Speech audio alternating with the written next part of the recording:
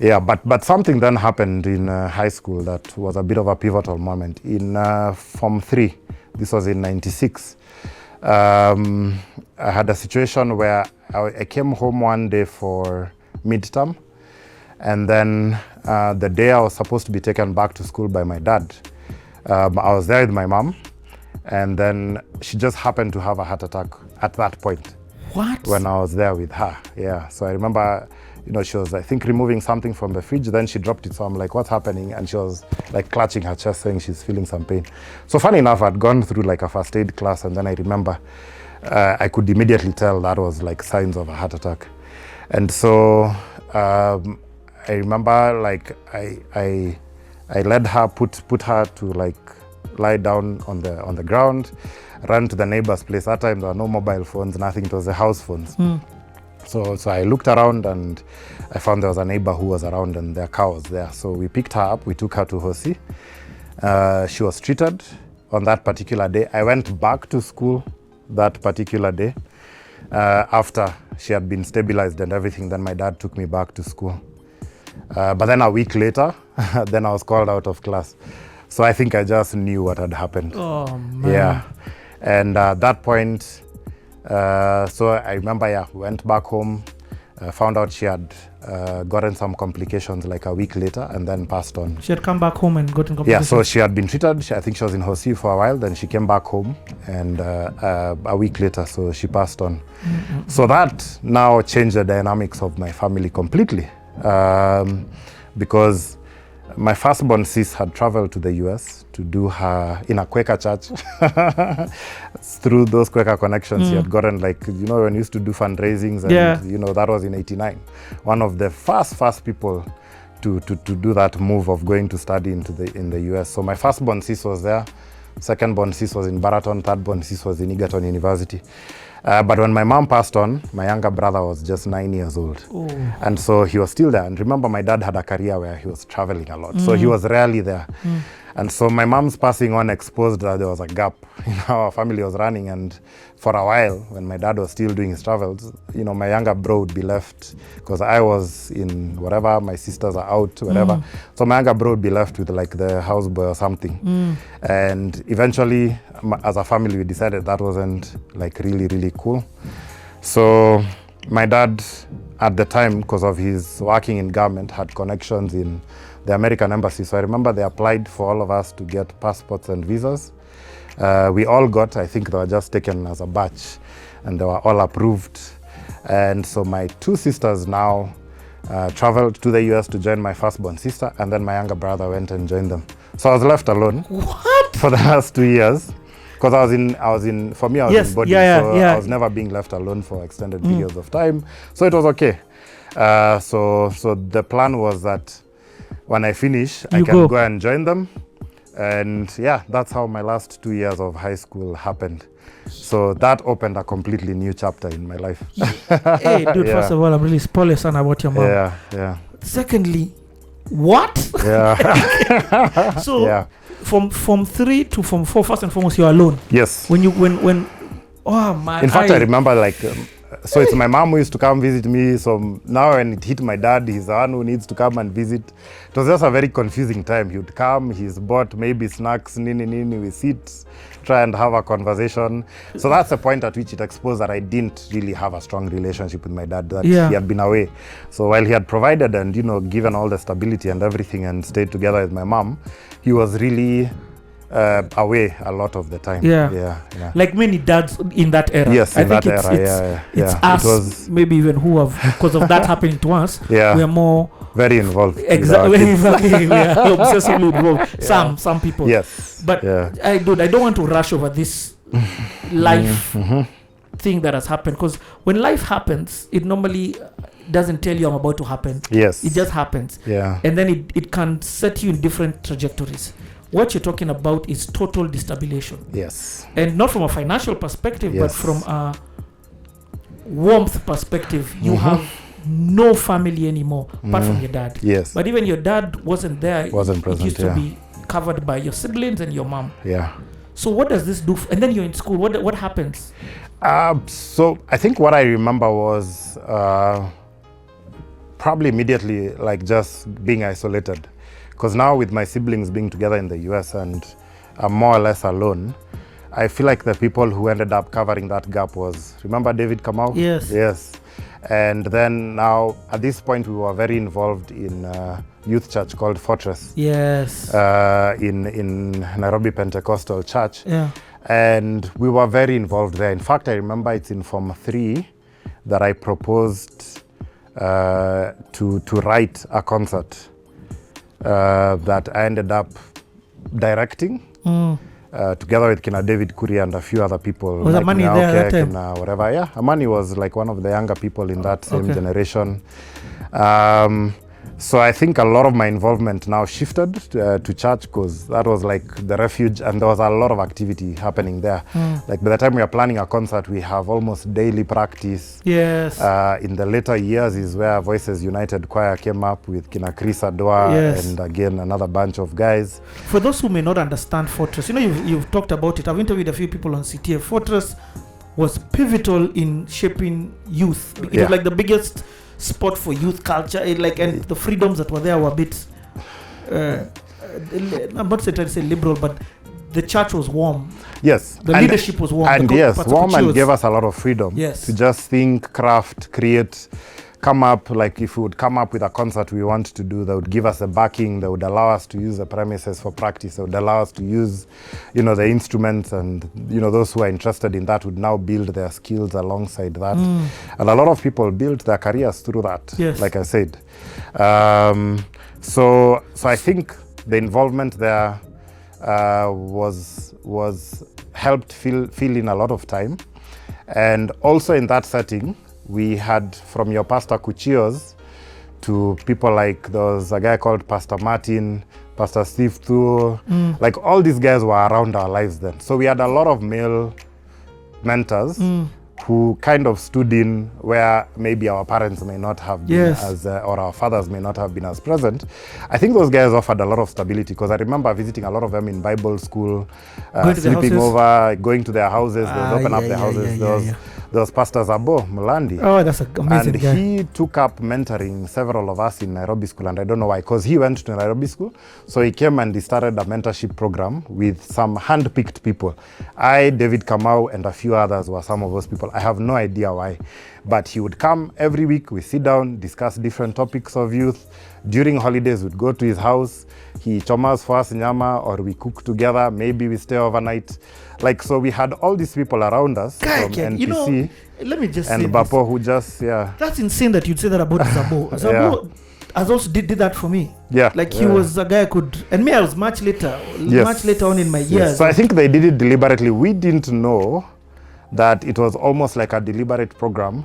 But if you ask what kept us on the straight and narrow, it's just plugging into all these different things. You're a perfect candidate at that time for going rogue. Yes. Like everything, first of all, you've got the freedoms that a young man at that time shouldn't have. You're alone in the house a lot of the times. Yes. I'm sure. Yes, your dad is still traveling. That used to happen quite a bit, Be left with a houseboy, Nini, but because we were busy doing all these kinds of things, I don't particularly remember having the time or the gap to engage in, crazy things, Hey, you guy, I wish you look at your life now as you're telling us. I'm thoroughly, like you're a... When I hear your story, even before we get to the entrepreneurship and all that, I'm like, how you stayed on the straight and narrow. When you hear these stories of people's life stories, and I'm not saying you're perfect. No point am I saying that. We've not gotten to the end of the story yet. There's things that happen down the line. I'm just impressed at when I look at my life. Why I'm trying to figure out why did I get these strange things. I definitely didn't have a David Kamau or the church back in at that time. So I really do think, and there were other things that happened later, because like when we finished Form 4, there was ex-cans. I remember. Still at Fortress. Yeah, still at Fortress. This was now like a 1 year of programs right after high school. And so we would meet, guys and girls. The leaders would be from the ex-cans before. So it meant it was really our peers who were leading us. So our leader was David Kuria. Nice. for that excanse. Yeah. And then we would was have... a year ahead of you? Yeah, a year ahead of me. Yeah, Okay. he finished high school a year ahead of me. So he went through his excanse and he was the leader of the next one. Then we came and went through that excanse. Then I was temporarily the leader of the next one until because another episode where I now left the country for a little bit. Okay. Yeah. Let me just ask one more question about this period. Okay, fine. You've got this support from the church, support from good friends. Yes. But you're still alone. Yes. You get what I mean? And you've lost somebody who was huge to you. Yes. And your siblings. What does that do to you in terms of self-esteem, in terms of character shaping? So I didn't think about it until much later, is when I thought that period must have had a bit of an effect, because we had a bit of a rough time with my dad adjusting to starting to have a relationship, because it was also towards the tail end of his working career, and he retired soon after that. So I remember here I am a grown-up, and I feel I'm a grown-up. And you now have two men in the house who've not really had a relationship. So we had a bit of a rocky time. And then after that, even as his life was moving on, because he did choose to remarry later on, and me having to go through that entire process with him, it was a bit rough. Because you see me, I'm holding on to the fact of, are you replacing my mom and all sorts of things. So it was a bit of a rough period between my dad and I. Going through that. Did you remarry short after? Did you remarry soon after? It wasn't soon after. It was like 2-3 years after. Okay. And again, for their generation, it was actually people would encourage you to find aunties and uncles pushing for it to happen. But I remember the changes on my end were a bit disruptive because I feel like I'm not being involved in any of the decisions. I'm just being introduced to, this is the direction we are going. This is what's going to happen. So I became pretty independent quite early. Actually, the first time I moved out of home, I was 19, before campus. Okay, let me take this at your pace. Yeah. So you finish now. I'm hearing you finish high school. Yes. But in year second form late, your mom that's when she passes. Yeah, third form. Third form. Early So, third form. Yeah. By the time in third form your dad hasn't remarried, in fourth form your dad hasn't. Yeah. So it's just you and him in the house. Yes. And by the time I'm done fourth form, now I'm back and we are in the house together. Oh, now you're in the house together while you're doing this excanse thing. Yes. But now that's when you're realizing there's this relationship we don't have. Yeah. So of course it's stiff. Yes. It's basically me trying, to step into manhood, trying to assert my independence. You are at a transitional age as well. He is trying to have a relationship with me because it wasn't really there and he doesn't really understand me. And I always felt he never really understood. Up until quite recently, like what I was trying to do in life, because I was always involved in all these things, and maybe he would come and watch a concert in church and he's like, are you the one who was, behind working and directing this or writing this or that kind of stuff, but he never really I felt he never really knew what my capabilities were, because he had never really seen him. He just knew I have a bright kid, things are going well in school. Why bother about anything else? This is such a I love where the conversation has shifted to. Didn't see it coming, but it's such a question about fatherhood, understanding fatherhood, but also understanding your roles beyond provision. Yes. Because you're not here complaining about he didn't give me. No. My dad, we, like I said, we were middle to upper middle class. Yeah, yes. So everything was provided for. Generally, I don't we didn't go through those periods that we lacked school fees not paid and that kind of thing. No. Yeah. It was always generally taken care of, and you can see even my siblings ended up in the US. Yes. Through his efforts. Later on, I learned there were many sacrifices done for that to happen. Land being sold and all sorts of things. So they did everything possible to give us a good education, and they were strong believers in getting a good education. Yeah. Okay. So from 4 now, you're doing this excanse thing. You and your dad, there's this happening. Yeah. You're maybe 18, 17? 18. So 18. I finished there because I remember I was 1 year younger than my classmates. Yes. So I finished when I was 18. So what happens now from here? Yeah. So that time we used to finish high school, and there was like a 2-year gap before you started university if you went through the university system. So both David and I did well. David sounds like your bro. He's been there all through. He's been there all through. He's featured, he's starring in this story. I think he was a bit clear on what he wanted to do. So he joined USIU the year after to study psychology. At that time, it was also rare for us to go to like private uni, but because he wanted to do psychology, it was very clear he was going to go in that path. It was not, I think, readily available as offered in USIU in the public school system. So I had the 1.5 year out. So of course the first year we are doing excursions together.